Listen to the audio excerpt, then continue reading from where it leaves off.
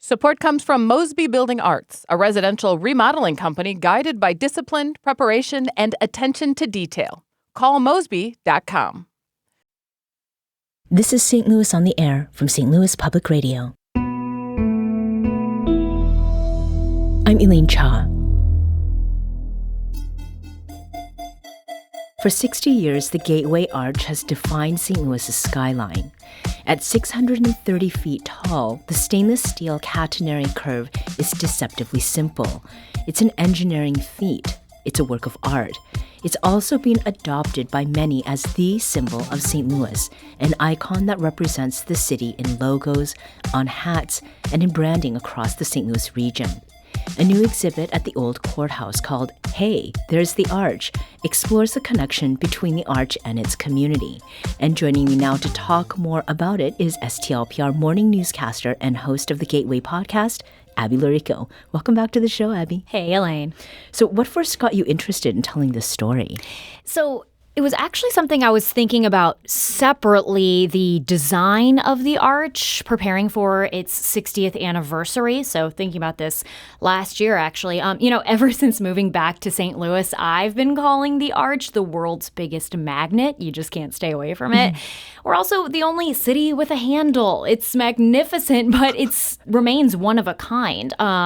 It defies the laws of physics, but it's so simple, right? And I wanted to dig into that kind of design aspect of it. What is it that makes it so prevalent and has made it mean so much more to people around here, to the point where it's everywhere. The name of the exhibit, Hey, There's the Arch, is a nod to what even those of us who grew up around here still say when we catch a glimpse of it. Hey, there's the arch. And yet I grew up in West County, St. Charles County, and even miles from the shadow of the arch, there are entities that use it in their visual branding, even at a time where people might be not as connected to the actual downtown of St. Louis. So I started digging into it, and that's actually when I found out about the plans for this exhibit. Arch Park Museum curator Jennifer Clark had also clearly noticed its prevalence in logos and branding. So there's clearly a story to tell there. Mm-hmm.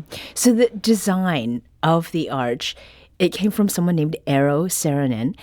What was it about his design that you think made it a winner over other candidates? It's hard to go back in many ways in history to say what would I have seen upon looking at these different examples, but it seems like anybody on the jury trying to consider these different designs had to notice how different this one was from so many of the other design entries. So thinking about what it was meant to commemorate, the doubling of the United States through the Louisiana Purchase, that's a unique way for a country to expand its footprint, right? There were other unique designs considered. Some were like a park or like a campus. An early frontrunner was actually quite practical in that it had a levee as its center design element. Mm-hmm. Of course, on the riverfront, that's useful. But Saarinen's arch design for the Jefferson National Expansion Memorial, it calls to mind some other triumphal arches in Rome, in Paris, in St. Petersburg, Russia. These kind of monuments we're used to seeing throughout history that mark military conquests and victories. Again, the westward expansion of the United States happened via diplomacy and the Louisiana Purchase. It was first charted as American territory by a group of civilian explorers. It's a different kind of conquest, so this design really ties those concepts together. And it has a nod and a wink to those kind of arches people were used to seeing, but yet does it so differently. And Elaine, interestingly, I didn't know this, that the original design was only 590 feet, but it went through some tweaks and some revisions. It wasn't perfect upon submission, but clearly the jury knew that he was working with something good there. Mm-hmm. And before you move from there, wink, it also winks in the sunshine. It does. It's beautiful. So tell us more about the exhibit. What is in this? Mm-hmm. You will walk in and see a wall of examples of logos, anything from school districts that are, again, miles away from the arch itself, arts organizations, nonprofits, entities that use arch or gateway and have the logo in their logos, or the arch in their logos rather. A halal pizza place that has an arch logo in it. It's a lot of different examples. And you also see some historic examples of the way that ad houses, organizations really jumped on using the arch as a visual branding mechanism so shortly after its completion. And of course, you'll find some other memorabilia like a project manager's daily log I thought was interesting. It looks kind of like a reporter's notebook that we would use on the job, and it notes what's on the to-do list for building the arch. It's quite low tech, which I thought was interesting. Was there anything that you saw in the exhibit that sort of stood out to you, whether it was a surprise or just sort of a thing that made you think about something that you had not considered before? Yeah, and I personally really like art and design and those kind of concepts. And I had not really thought, though, about the fact that we were a city and a region without a cohesive visual identity before we had the arch. There were, of course, some stand-ins, and so the exhibit features some examples of that. Mound City, a nod to the Cahokia Mounds, or the statue and image of the Apotheosis of St. Louis, the statue that most people recognize from being in front of the Art Museum.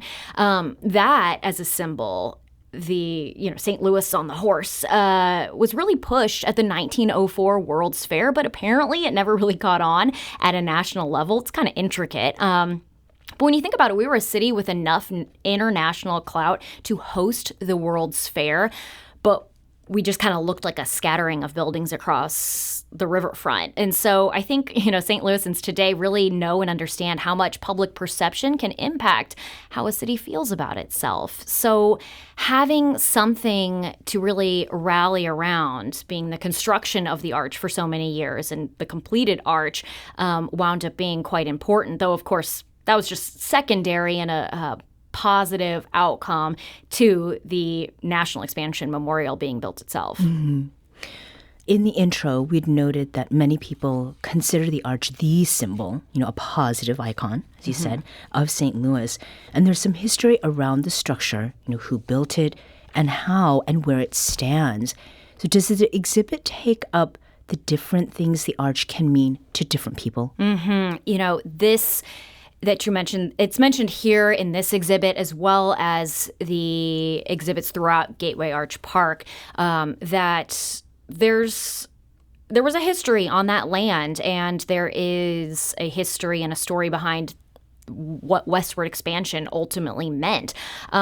It's important to remember in 2018, the Gateway Arch National Park was renamed to that from Jefferson National Expansion Memorial to acknowledge the need to provide a more inclusive name and to encompass the ways that the memorial, the park, the museums need to really embrace the different stories. Things like Percy Green climbing the arch during its construction, in protest of racist construction hiring practices, have been woven into the arch's story because it, again, took so long to be built, and these things were happening under the national eye. People were watching as it came together. And so while the arch itself has not necessarily faced the same sort of reckoning that a lot of other public works of art or memorials or statues have faced in recent years, it is not something that the park or the memorial or anything there turns away from. And again, the Old Courthouse, the significance of having this in the Old Courthouse and its historic place in the fight for freedom for Black Americans, they acknowledge it quite a bit throughout. Hey, It's the Arch is now on display at the Old Courthouse, and I've been talking with STLPR morning newscaster Abby Llorico. Thank you for joining us. Thanks, Elaine.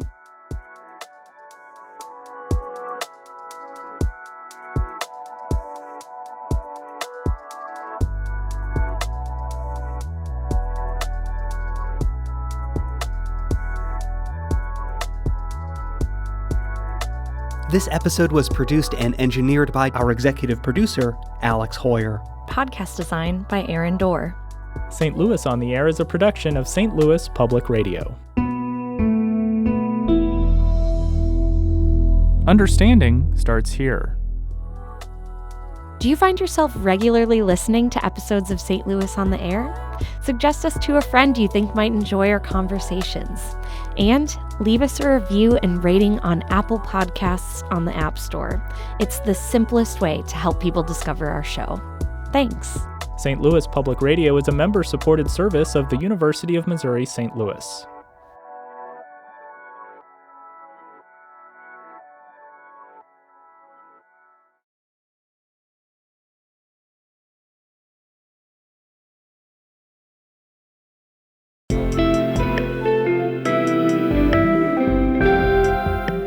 The Gateway brings you the day's news each weekday from around the St. Louis region and the state capitals in Jefferson City. Our schools are accredited.